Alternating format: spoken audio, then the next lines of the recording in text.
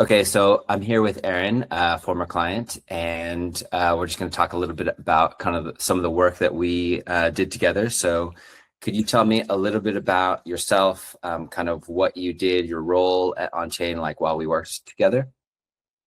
For sure. So Aaron been leading the business development team at Onchain together with two other team members. And we basically set out building this group in early March and started the collaboration with Dorsia Labs sometime during fall time around September, I would say. And mainly we were a team focused on two things, kind of building the services, building the products, iterating on that, but also having the responsibility to basically build relationships, build new types of deals. So with that, we had basically a bit of a discrepancy both in terms of how we approach sales as a company, as it was something a bit new for us, but also I would say time was taken up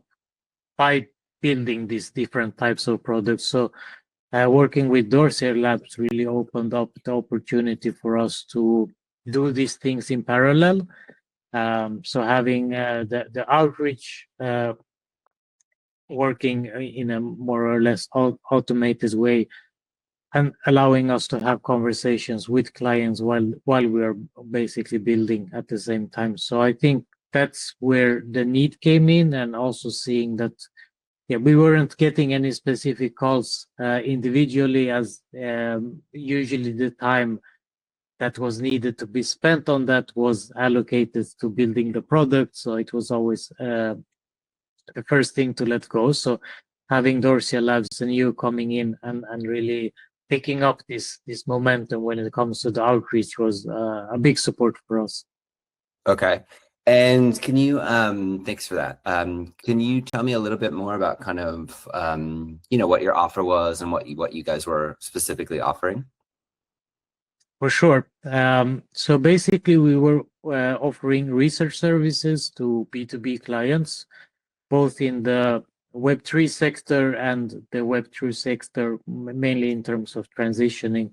So there we were basically helping clients in order to build, I would say, two different things, either to understand their Web3 journey a little bit deeper in terms of how they can strategize their approach to the market through research, and basically delivering reports which helps them to internally understand a little bit better. And then we had also the public facing reports, which was research done on a more, I would say, with the PR in mind, basically, in order to understand the specific pain points that they were working on, the specific challenges, and how they can bring that to the market and use that basically as a marketing collateral or lead magnet in a sense.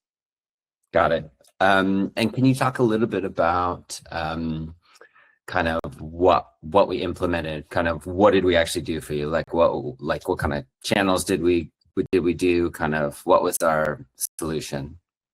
Yeah, for sure. So we were basically working in two different channels, mainly through email marketing and email outreach, and at the same time through LinkedIn. And there we were basically building up these different customer segments, which we wanted to target, and iterated, I would say, on different types of messaging in order to hook the different clients on board. And the main, I would say, goal we had there was basically to get them on a call, diagnose the problem that they have a little bit more, and understand the problem a bit deeper, and from there basically seeing how we can fit in our research services a bit more.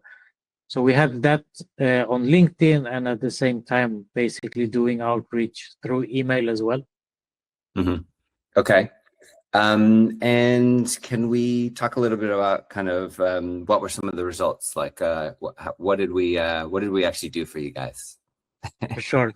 So a bunch of calls booked. I think 40 plus meetings that we managed to have across 3 months. So looking at that, I think a handful of calls every week, basically across the team, which was really nice. And I think some of them obviously moved along throughout us being able to create proposals for them, diving a bit deeper. So this was a really nice experience for us to see really the cold lead, someone we never met, never spoke with, actually or followed along and made us being able to create a proposal and built up this kind of awareness that we were also working on. Awesome. Okay. Would you recommend working with Dorsia Labs to anyone else, or? For sure, I would definitely recommend that. I think especially if you're in a stage where you are not sure, you're kind of either building a new product or have an existing product where you have tried to do this type of outreach activities or building, let's say, a funnel where you can have a bit more higher volume of things coming in. So I would definitely recommend that whether you have a clear product or you have a product that you would like to test. I think that's also a stage what we were in when it comes to the research services, because it really helps to have this, even in an early stage, having this big amount of conversations help also to shape the product that you're building or the service that you're building. So I could definitely recommend using Dorsia Labs for this, as it gave us the opportunity to both get new customers, but also to refine our product, basically. Awesome. Well, thank you, Aaron. I really appreciate it. And yeah, thanks again. Thank you, Ephraim.